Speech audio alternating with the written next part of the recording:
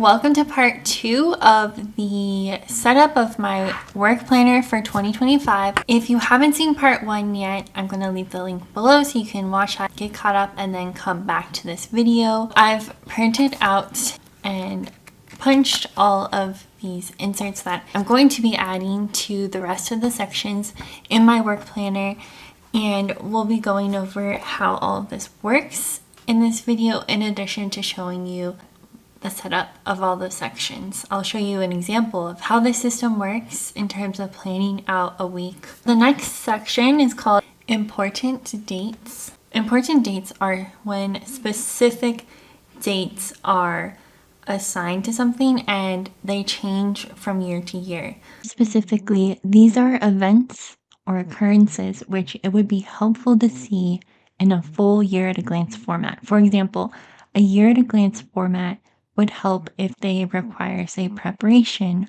or planning several weeks or months ahead of time.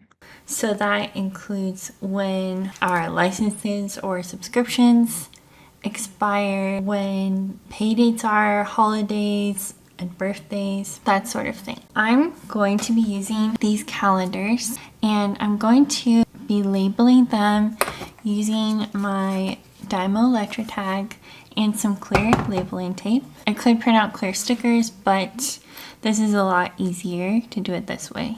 On this page, I have the holidays and paydays. The top sticker is to symbolize which days are my paydays, and then I have a calendar to indicate which days are the holidays. And I used an erasable pen so that if I want to reuse this page next year, all I have to do is just modify the year and the date to update it to what next year's holidays and paydays are going to be. This page is a year at a glance view of the licenses, subscriptions, and standing orders. Before I describe how this page works though, I want to explain the 3 reasons why I chose to add separate important dates sheets to my planner this year. Well, I technically could add these to a monthly spread. These pages are meant to be references for me to be able to quickly answer questions that either my boss or other lab members ask me. So when my boss asks me, when is our FileMaker license expiring? I can quickly look at this page instead of having to flip through 12 different monthly spreads trying to find which month it takes place in. The second is because some of these require preparation several weeks or months in advance, and I don't want to have to flip through several future months when I am planning out my week to try to figure out what I need to be doing. The third is because it helps keep my monthly spread uncluttered so I can quickly see when my meetings and events are scheduled. So it's basically helping me to categorize. At the bottom here, I have the key. It tells me what color licenses, subscriptions, and standing orders appear in. And then I just wrote the date that the payment is due for the subscriptions. And then for the licenses, these are the dates when they expire. So I know to plan ahead to pay for another year's worth of licenses ahead of time before they expire. I also have standing orders, and that's more so as a reference when someone asks me when is the next shipment of Ex Vivo coming in. I can tell them it's scheduled to ship on June 1st. The numbers here, they represent the date that those are scheduled for. The next page I'm calling licenses, subscriptions, and standing orders inventory. This is to tell me the number that we have of each so that I know if we hire additional people, if I'm going to need to purchase more, or if we already have enough. So it tells me the total amount. For the standing orders, it'll tell me the number of items that will come with each standing order. So I'm going to use the same colors that I used on this page to keep it consistent, and they will be next to each other in the planner. The back of this page, I'm going to keep a birthday checklist. So this is basically a reminder of everything that I need to do to prepare for each lab member's birthday.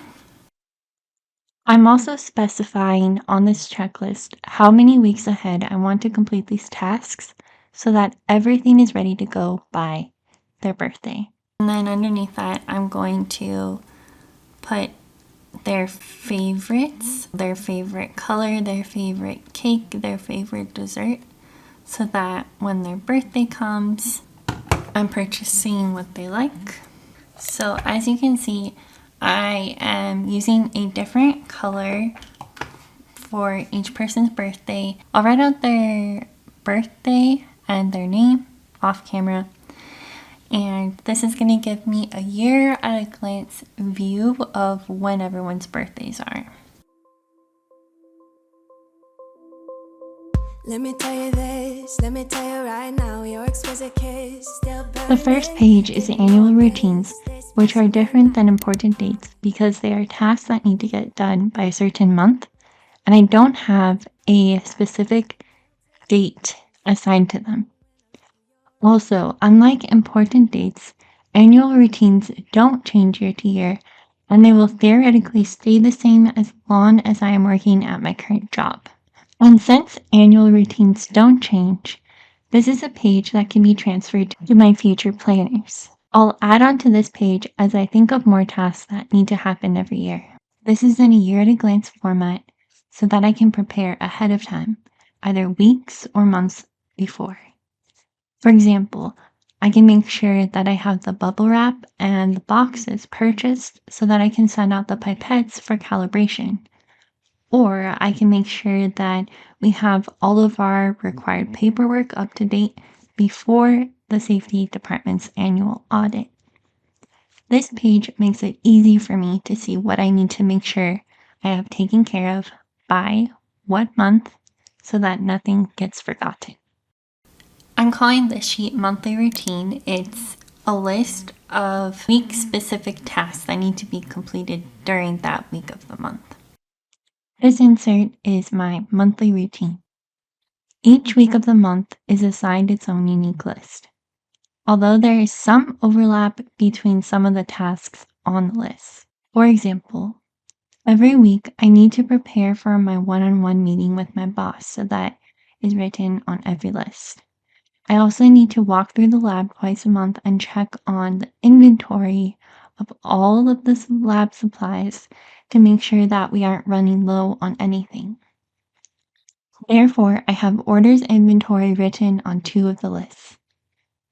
There are 5 weekly lists in total, so during months where there are only 4 Mondays, the last list will be skipped. But that's okay because I made sure that the tasks written on the 5th list are tasks that it will be okay if they are skipped. There won't be any consequences.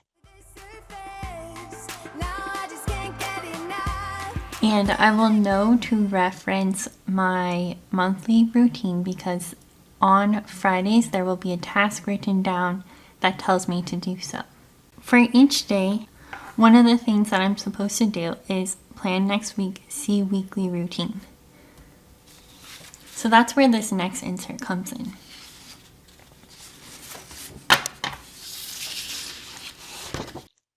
And I'm calling this next insert my weekly planning routine, or my weekly routine for short. I usually like to plan out the next week of work on Fridays, so during that planning session, this list of instructions will be what I would reference. Following these steps will help me to remember how and in what order to fill out each weekly spread so that I am planning in the highest priority tasks into my week and making sure that those tasks get completed by their deadlines. It also reminds me of every planner insert I need to check so that I don't forget. I'll do a demonstration where I discuss each of these steps one by one and what they specifically mean towards the end of this video. I'm using the weekly schedule insert to indicate what times the meetings that typically happen every week are scheduled for. I will usually have other types of meetings throughout the week, but those change week to week, which is why I'm not adding them to my routine section. This weekly schedule insert can be used as a reference page when I'm planning out my week if needed also. Now we're going to move on to the collection section. Collections refers to pages or groups of pages dedicated to specific topics. They are created to organize related information in one place, making it easier to reference and use, and they store information that doesn't fit into the weekly or monthly spreads.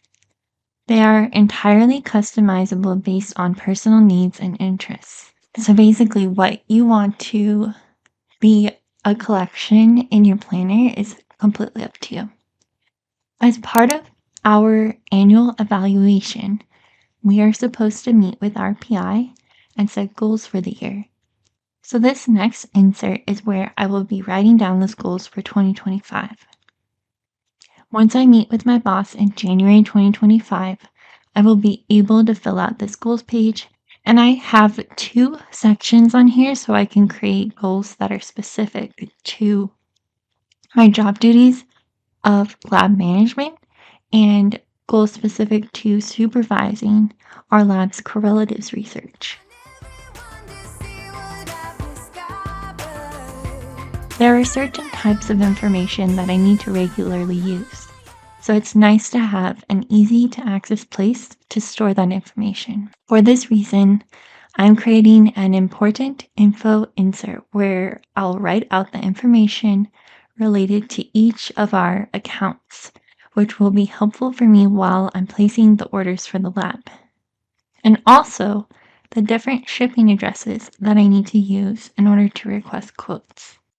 This insert is for keeping track of information of lab members who previously worked with us. Sometimes this can be helpful if we want to publish a paper, then we would need to get in contact with those lab members if they contributed work to that paper. I'm writing down the year that the individual last worked in the lab for each box's header, and then off camera, I will be writing down the name of the individual, their email address, and their phone number. Continuing with this theme of contact information, I often need to quickly look up email addresses and phone numbers of sales representatives so I can ask for quotes. We are required to get quotes for pretty much every order, so I know that these sheets are going to come in handy. I won't be decorating these because I'm expecting to have to update them throughout the next year or so whenever new sales reps are assigned to our location, which happens a lot. I have 24 boxes, so that should be good to get me started, and then if I need more, then I'll just print more pages out. This one is called lab coat inventory, so I have a spot to write out the number of lab coats, the size, the type, whether it's fire resistant or just standard cotton, SKU number, and then whether it has the department or the lab logo on it. Whenever someone new joins the lab, I have to onboard them and complete the same series of tasks. Since it's important that I don't forget any of the steps, I thought it would be good to create an onboarding checklist that I could fill out each time we hire someone new and make sure that I don't forget to do anything. And I have a back side to this too because there are more tasks associated with onboarding that then are going to be able to fit on this page. So I'm going to write them on the back too. Reminders are essentially notes on how to do my job. It's kind of like I'm making a manual for myself to follow until I have everything memorized. For example, I can write out the proper way to dispose of each type of chemical waste container.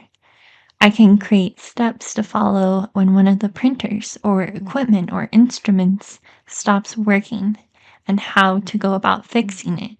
That way, I save myself time and I don't risk having to reinvent the wheel every time that something happens. So I've broken this up into two categories: lab management reminders and correlatives reminders. The next section is called projects. I'm going to save what the exact layouts and extensive details of each project's page will look like for a video that I'll be posting in 2025 later on. But to give you an introduction to this section, the first sheet is going to be the table of contents, which I'm calling projects list.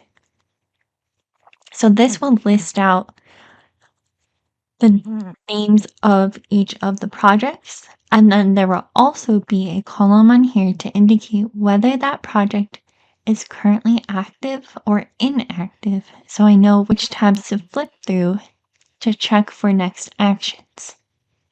Each project will have its own tab labeled with the name of the project. I'm using Avery Ultra tabs for this.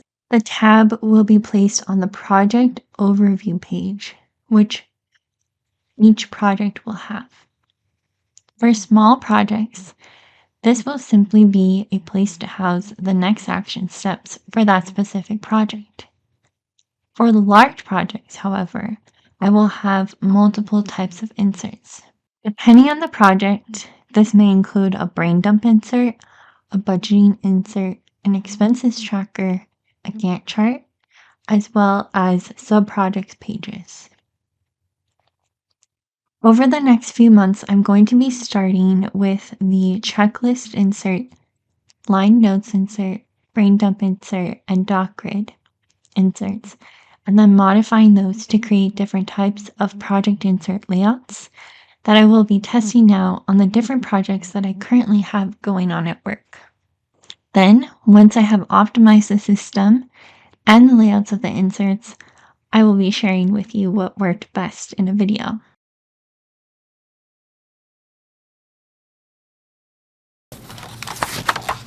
I decided this year I'm not going to be using the actual year at a glance pages. And then for the currently page, I'm going to cover up these boxes.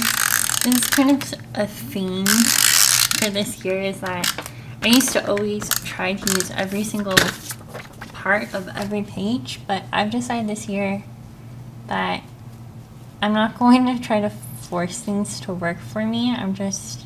If it doesn't work, then I'm just going to cover it up and I'm not going to stress out about it. On this page, I am covering up the top section, and then I'm going to use this section down here to keep a running list of orders because I like to batch my orders so I'm not wasting time. Sky's the limit. I used to be satisfied, stayed over the surface. Now I just can't get enough. You make me feel good like no other. I just want everyone to see what I've discovered. And when I'm with you, I go higher. You lift me. So on this page, I'm keeping track of appointments, like I have a dentist appointment this Thursday. When I'm giving a presentation, I have my FileMaker meetings, PI meetings, and I don't have the times for those because it's the same time every week and I just feel like it's not needed to write the time down. However, I do have the time for the dentist appointment because that changes.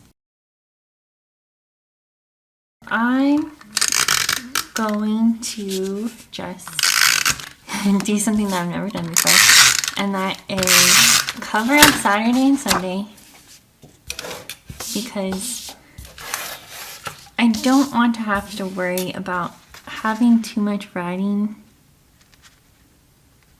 on the page, because what has been happening is that I'm finding that when I have too much written down on the page, it's very distracting to me. It just makes it harder to focus at work.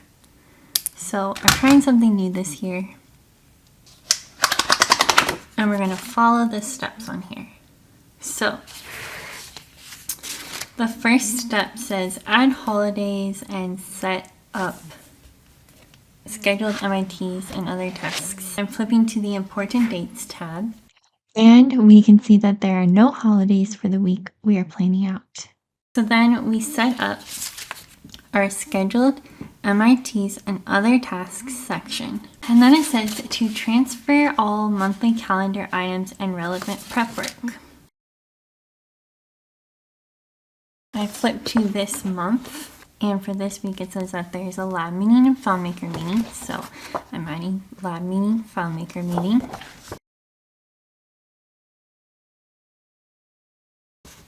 There's a PI meeting and there's another FileMaker meeting. So PI meeting, FileMaker meeting. And I don't have anything listed for this week. So we're done for that. Then it says add complete follow-up list tasks to Monday.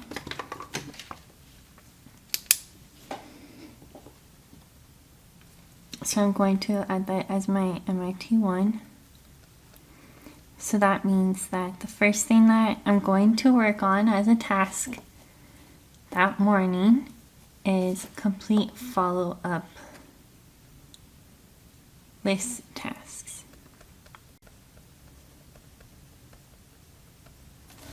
So that morning, that's when I would flip to my Lantern List tab and I would pull from this follow-up list and follow up with each of the people that are listed here on incomplete tasks.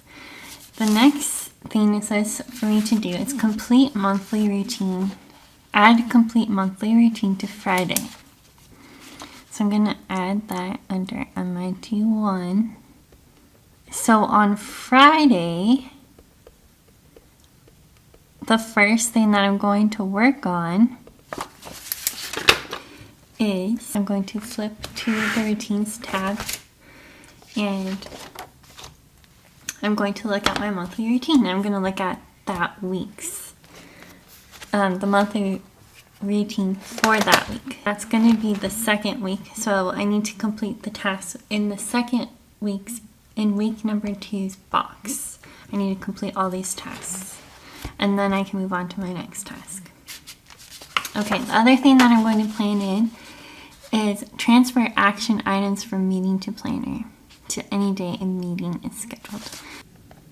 And if those action items are urgent, then they would get planned into this week.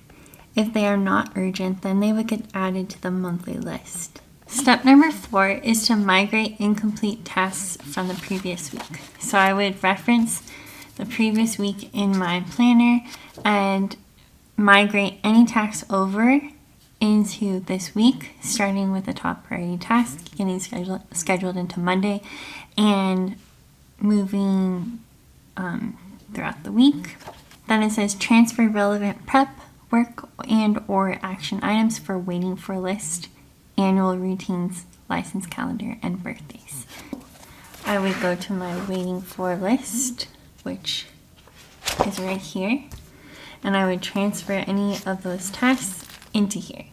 I would then go to my license calendar, which is right here, and if anything's relevant that I need to prep for, I would schedule it in. Then I would go to the routines tab and I would look at annual routines. Do I need to prep for any of this? If I do, schedule it in. I would go to birthdays.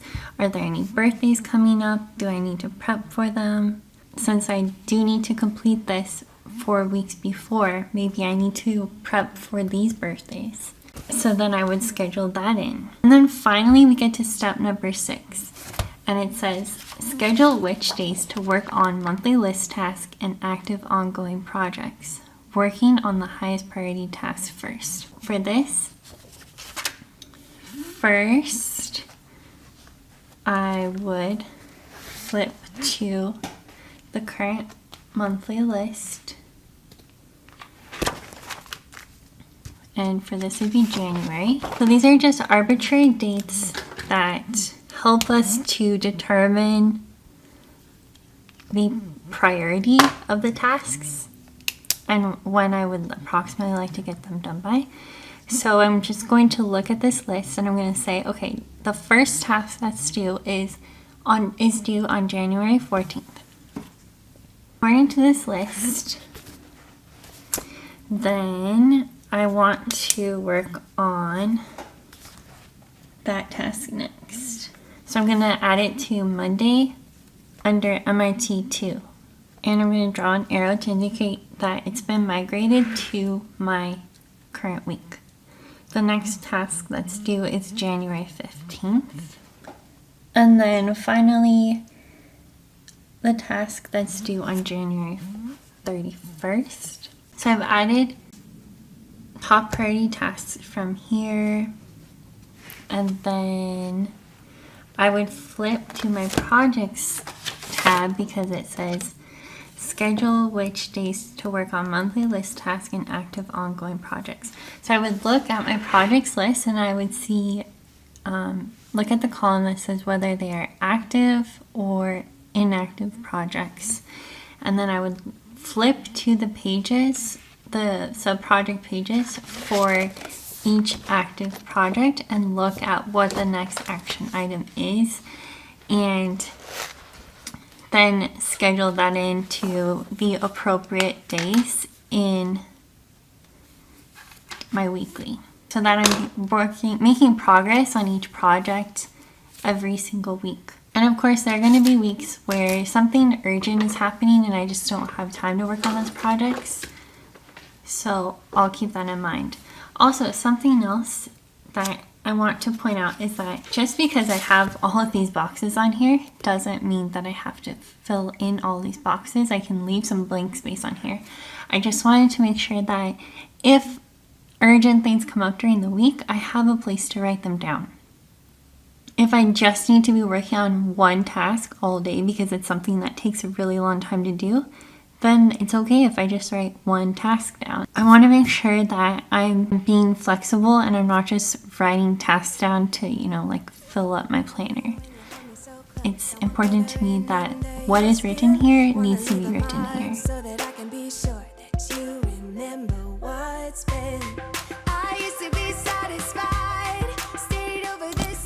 This is the notebook that I'm going to be writing my work notes in this year. So I have this dashboard.